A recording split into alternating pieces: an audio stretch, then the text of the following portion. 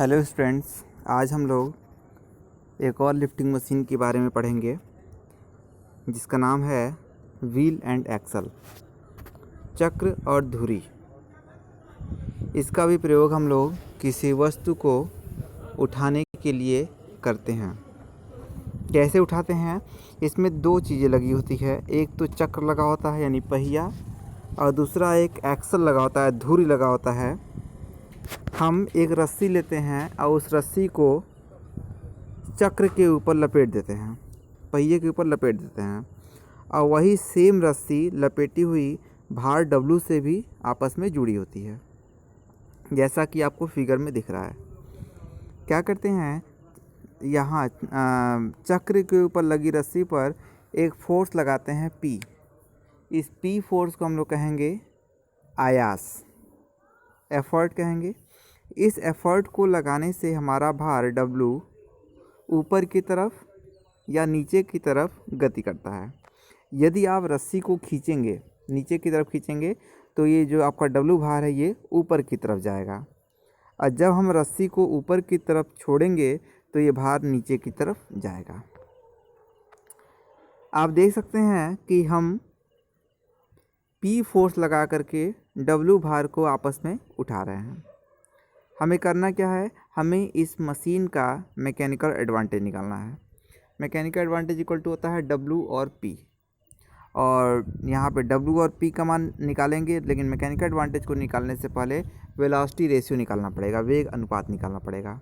वेग अनुपात निकालने के लिए हम निकालते हैं कि आयास द्वारा कितनी दूरी चली जा रही है, आयास मतलब P, और भार द्वारा कितनी दूरी चली जा रही है। क्योंकि हम वेग अनुपात का फॉर्मूला जानते हैं, वेग अनुपात बराबर आयास द्वारा चली गई दूरी बटे भार द्वारा चली गई दूरी। आयास द्वारा चली गई दूरी, यदि हम ये सोचें कि यदि हमारा चक्र एक बार इसको घुमाया जाए तो यह कितनी दूरी तय करेगा, तो हम कहेंगे यह इसकी परिधि सरकमफ्रेंस के बराबर दूरी तय करेगा। सरकमफ्रेंस के लिए हम एज्यूम करते हैं कि चक्र का रेडियस कैपिटल R है, तो इसका सरकमफ्रेंस निकालेंगे, परिधि निकालेंगे, तो हो जाएगा 2 पाई कैपिटल R। जैसा कि आपको लिखा हुआ दिख रहा है कि प्रयास द्वारा चली गई दूरी बराबर, जिसको हम लोग लिखते हैं कैपिटल D से, equal to 2 pi into capital R।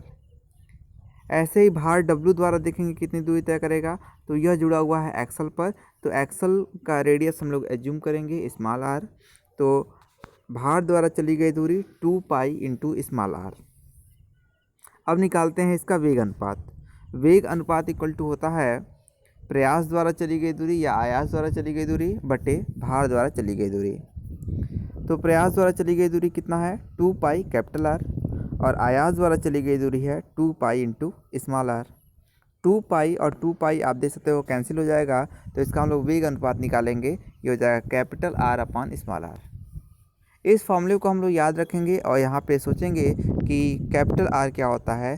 Capital R पहिए का रेडियस है और स्मॉल r धुरी का, एक्सल का रेडियस है। यदि ये आदर्श मशीन का केस हो, आदर्श मशीन का मतलब एक ऐसी मशीन जिसकी इफ़िशियंसी, दक्षता 100% होती है, उसे आदर्श मशीन कहते हैं। या तो वहाँ पे मैकेनिकल एडवांटेज की वैल्यू, यांत्रिक लाभ का मान वेग अनुपात, वेलोसिटी रेशियो के बराबर होता है।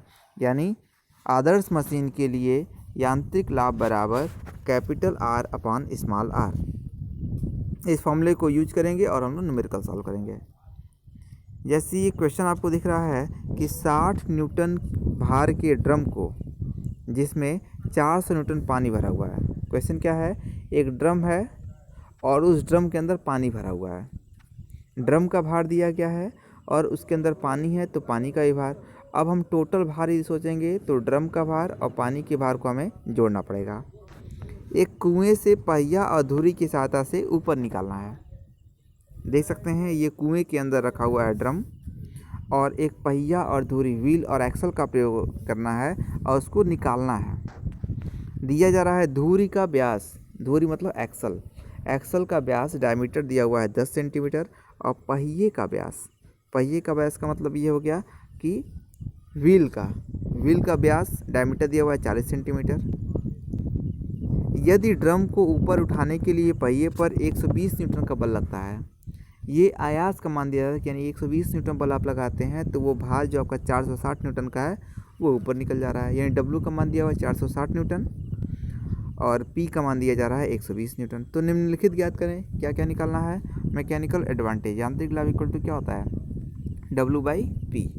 डब्ल्यू की वैल्यू आपको पता है 460 न्यूटन, अब पी की वैल्यू है 120 न्यूटन। तो डब्ल्यू बाई पी 460 बटे 120 इक्वल टू 3.83।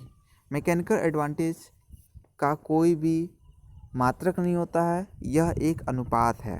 और किसी मशीन के लिए मैकेनिकल एडवांटेज की वैल्यू, वेलोसिटी रेशियो की वैल्यू जो होती है वो नियत होती है, कांस्टेंट होती है। वेग अनुपात निकालेंगे velocity ratio. Velocity ratio equal to होता है, आपको पता है व्हील और एक्सल के लिए वेलोसिटी रेशियो होता है capital R upon small R. तो यहाँ पे कैपिटल आर का मान पता है, व्यास आप दे सकते हैं, पहिए का व्यास दिया 40 सेंटीमीटर, तो इसका रेडियस निकालेंगे, त्रिज्या निकालेंगे 20 सेंटीमीटर। तो 20 बटे धुरी का व्यास, स्मॉल आर मतलब धुरी का रेडियस, तो धुरी का रेडियस हो जाएगा 10/2 यानी 5। सॉल्व करेंगे ये आ जाएगा 4। तीसरा निकालना आपको मशीन की दक्षता। मशीन की दक्षता बराबर होती है mechanical advantage upon velocity ratio. तो यहाँ से निकालेंगे, मैकेनिकल एडवांटेज है 3.83, वेलोसिटी रेशियो है 4, इसको सॉल्व करेंगे 0.95। परसेंटेज में निकालना है तो 100 से मल्टीप्लाई कर देंगे तो आ गया 95%। आप सोच सकते हैं कि मशीन की इफिशिएंसी है 95%, इसका मतलब क्या हुआ। इसका मतलब ये हुआ कि यदि आप 100 न्यूटन इनपुट के रूप में देते हैं तो 5 न्यूटन जो होगा वो फ्रिक्शन की वजह से नुकसान हो जाएगा, और बाकी का जो 95 न्यूटन होगा वही मशीन में इस्तेमाल किया जाएगा। उसी 95 न्यूटन की सहायता से हम किसी वस्तु को ऊपर की तरफ उठाएंगे। इसी पे देखिए एक अगला क्वेश्चन पूछा गया है, एक पहिया तथा धुरी में, पहिया मतलब व्हील और धुरी, धुरी मतलब एक्सल में पहिए का व्यास 20 सेंटीमीटर है और धुरी का व्यास दिया हुआ है। पहिए का व्यास मतलब क्या, कैपिटल डी, कैपिटल डी से हम लोग निकाल सकते हैं capital R, R equal to हो जाएगा 10। और धुरी का व्यास, यहाँ से हम लोग आर की वैल्यू निकालेंगे, स्मॉल 8 हो जाएगा, 4 हो जाएगा, स्मॉल आर की वैल्यू 4 और कैपिटल आर की वैल्यू 10। यदि मशीन की दक्षता इफिशिएंसी दिया जा रहा है 70%, तो 1400 न्यूटन भार को उठाने के लिए कितने आयास की आवश्यकता होगी। डब्ल्यू का मान दिया है, पी आपको निकालना है। डब्ल्यू और पी जब भी पूछा जाए तो आप मैकेनिकल एडवांटेज निकालेंगे। मैकेनिकल एडवांटेज इक्वल टू आप सोचेंगे, मैकेनिकल एडवांटेज इक्वल टू होता है डब्ल्यू बाई पी। डब्ल्यू का मान पता है, पी का मान आपको निकालना है। तो मैकेनिकल एडवांटेज इक्वल टू होता है efficiency eta into velocity ratio. तो ईटा का मान दिया है, वेलोसिटी रेशियो निकालिए। वेलोसिटी रेशियो आपको पता है कि पहिया और धुरी के लिए, व्हील और एक्सल के लिए वेलोसिटी रेशियो होता है capital R upon small R. तो कैपिटल आर की वैल्यू पता है 10, स्मॉल आर की वैल्यू पता है 4, तो यहाँ से वेलोसिटी रेशियो हो जाएगा 2.5। मैकेनिकल एडवांटेज निकालेंगे, ईटा इंटू वेलोसिटी रेशियो, ईटा की वैल्यू 0.7, वेलोसिटी रेशियो आपका 2.5। मैकेनिकल एडवांटेज को डब्ल्यू बाई पी होता है, डब्ल्यू की वैल्यू दिया हुआ है 1400 न्यूटन, तो पी का मान हम लोग निकाल सकते हैं। पी का मान आपका आ जाएगा 800 न्यूटन। इसका मतलब क्या हुआ, इसका मतलब ये हुआ कि पहिया और धुरी यदि आप यूज करते हैं, 800 न्यूटन का आप फोर्स लगाएंगे तो उस फोर्स की सहायता से आप 1400 न्यूटन की वस्तु को आसानी से उठा सकते हैं। व्हील और एक्सल दो प्रकार का हम लोग यूज करते हैं, पहला होता है सिंपल और दूसरा होता है डिफरेंशियल। डिफरेंशियल को हम लोग बोलते हैं व्यास आंतरी। आप देख सकते हो व्यास आंतरी, व्यास आंतरी मतलब व्यास का अंतर होगा इसमें। किसके व्यास का अंतर होगा, यहाँ पे व्हील के व्यास, एक्सल के व्यास का अंतर होगा। आप देख सकते हैं इसमें हमने एक पहिए को यूज किया हुआ है जिसका डायमीटर है कैपिटल डी, और एक ही एक्सल है लेकिन उसको स्टेप्ड कर दिया गया है, स्टेप्ड टर्निंग किया गया है। तो इसमें इस बड़ी वाले धुरी का डायमीटर D1 है और छोटे वाले धुरी का डायमीटर है D2।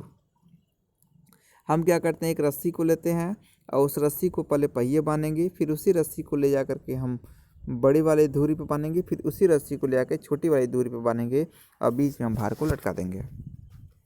अब भार डब्ल्यू को आपको उठाना है। भार डब्ल्यू को उठाने के लिए क्या करेंगे, पी फोर्स लगाएंगे। पी से यदि हम लोग खींचते हैं, थोड़ा थोड़ा सोचेंगे, जो बड़ा वाला एक्सल होगा ये यदि हम इसको खींचते हैं तो बड़ा वाला एक्सल पे लगा हुआ रस्सी भार को ऊपर की तरफ ले जाएगा, लेकिन छोटा वाला जो एक्सल होगा वो उसको नीचे की तरफ ले जाता है। तो हम निकालेंगे कि इसका वेलोसिटी रेशियो क्या होगा। तो वेलोसिटी रेशियो इक्वल टू होता है आयास द्वारा चली गई दूरी बटे भार द्वारा चली गई दूरी। आयास द्वारा चली गई दूरी क्या हो जाएगी, पाई इंटू कैपिटल डी। आपको पता है उसकी परिधि के बराबर होता है, परिधि होती है पाई इंटू डी। और भार द्वारा चली गई दूरी क्या होगी, भार द्वारा चली गई दूरी यदि हम बड़े वाली पुली का निकालें तो हो जाएगा पाई इंटू D1, और छोटे वाले का निकालेंगे हो जाएगा पाई इंटू D2। तो बड़ा वाला क्या करेगा, इसको ऊपर ले जाएगा तो पाई D1 माइनस, छोटा वाला इसको नीचे ले जाएगा तो माइनस लगाएंगे तो माइनस पाई D2। लेकिन आप देख सकते हैं कि भार जो है वो 2 रस्सियों से जुड़ा हुआ है, तो इसका निकालेंगे कितनी दूरी तय करेगा, तो बाई 2 के बराबर हो जाएगा, तो पाई D1 minus pi D2 by 2। तो निकालते हैं हम लोग वेग अनुपात। वेग अनुपात बराबर होता है प्रयास द्वारा चली गई दूरी बट्टे भार द्वारा चली गई दूरी। प्रयास द्वारा चली गई दूरी क्या है, पाई इंटू कैपिटल डी अपॉन भार द्वारा चली गई दूरी क्या है, pi by 2 D1 minus D2। पाई से pi cancel, 2D upon D1 minus D2। यानी यांत्रिक लाभ हमने निकाल लिया, वेग अनुपात निकाल लिया 2D upon D1 minus D2, जहाँ कैपिटल डी क्या है, पहिए का डायमीटर है, D1 D2 क्या है, D1 है बड़े वाले व्हील का डायमीटर और D2 है छोटे वाले व्हील एक्सल का डायमीटर। D1 बड़े वाले एक्सल का डायमीटर और D2 छोटे वाले एक्सल का डायमीटर है। इस पर न्यूमेरिकल देख सकते हैं, एक व्यासांतरी चक्र और धुरी में, एक डिफरेंशियल व्हील एंड एक्सल में धुरियों के व्यास, धुरी मतलब एक्सल का व्यास जो है D1 की वैल्यू 10 सेंटीमीटर और D2 की वैल्यू 6 सेंटीमीटर। यदि 90% दक्षता पर 9 न्यूटन के आयास द्वारा 225 न्यूटन का भार उठाया जाए, इफ़िशियंसी दी जा रही है और P का मान दिया हुआ है 9 न्यूटन और W का मान दिया है 225 न्यूटन, तो चक्र का व्यास कैपिटल D आपको निकालना है। आप सोच सकते हैं P का मान पता है, W का मान पता है, तो मैकेनिकल एडवांटेज निकल जाएगा। मैकेनिकल एडवांटेज इक्वल टू होता है W बाई P। W का मान पता है 225, अब P का मान पता है 9, तो 225 बटे 9, ये हमने निकाला mechanical advantage. Mechanical advantage equal to होता है